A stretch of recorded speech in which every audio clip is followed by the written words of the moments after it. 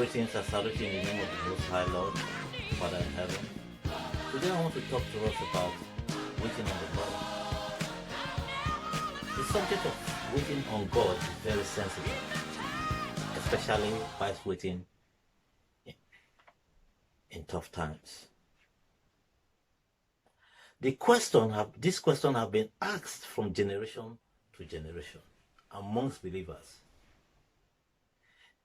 How long do we have to wait on God? The truth of the matter is that if it is the will of God for us to wait, then we must ask Him to grant us the will to wait a lifetime. Wow. I ask myself this question. Some of us may want to ask, why will I ask God to grant me the will to wait a lifetime? I thought about this. The simple answer to this question is based on the fact that God is outside time.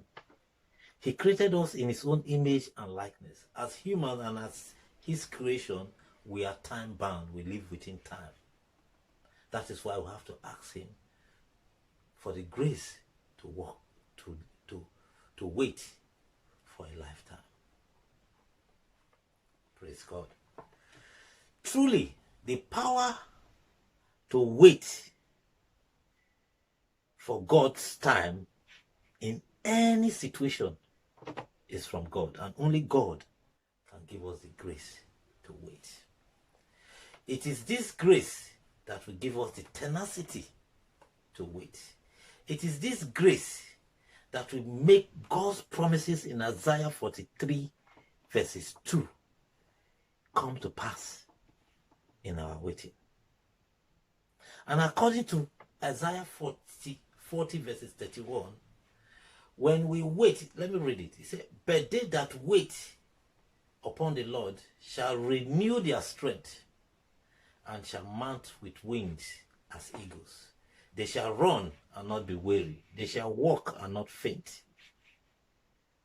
This is one of the reasons to wait. And according to Psalms 24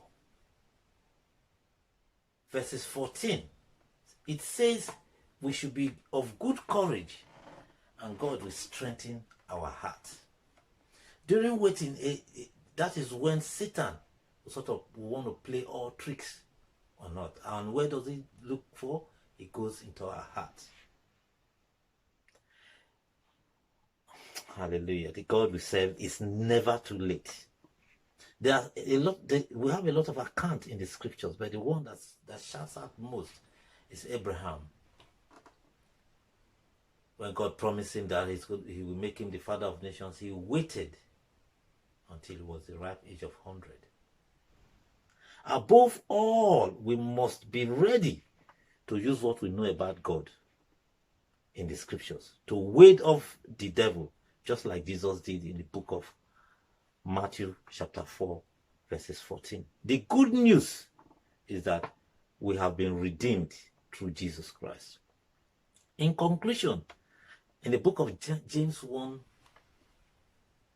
verses 12, it says, blessed is the man who remains steadfast in trials. Trials will come, but as Christians, we need to remain steadfast. The reason is based on the fact that the peace of God is not the absence of trouble, but the presence of God in the midst of the trials or tribulations.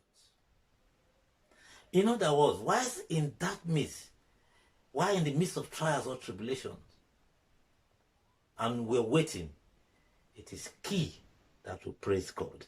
We give God praises, because it is only praises that can make God stand from His throne. And when He stands, who can be against Him? Praise God. I bless you with this word.